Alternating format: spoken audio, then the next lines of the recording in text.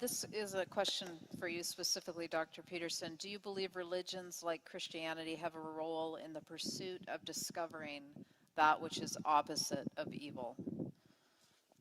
I think that that is what they are, fundamentally. I've spent a lot of time trying to understand the underlying narrative structure of the Bible, for example. It's a very strange collection of books, but it has a narrative structure. And the narrative structure is something like, well, people fell into history when they became self-conscious. And because they were self-conscious, conscious of their own limitations, conscious of suffering itself, they were also able to become and motivated to become resentful and cruel and bitter and homicidal and genocidal. And that's, I suppose, in some sense, the genesis of evil. Our life is bounded by suffering and tainted by malevolence. And there's a pathway through that. And as far as I can tell, the entire Bible is a meditation on the pathway through that. Now, it's not a meditation we understand because most of it's story. It's embedded in stories. And stories are the way that we transmit information that we don't yet understand.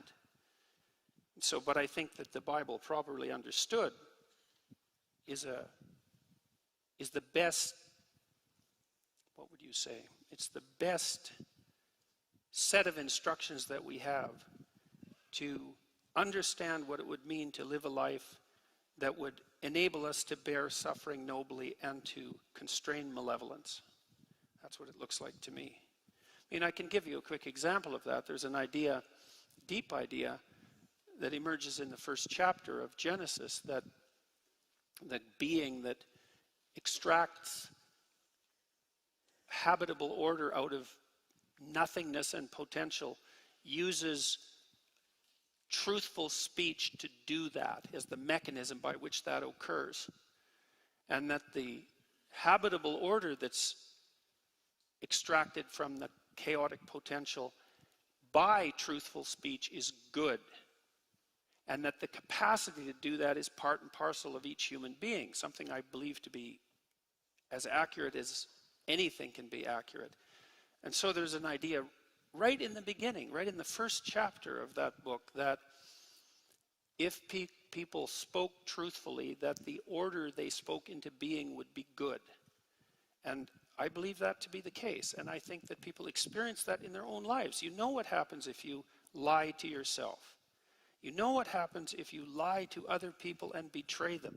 You produce little pockets of hell within you and around you. And if you cease to do that, then things improve. And that begs the question of just how good they could get if we ceased to do that altogether. So. Thank you.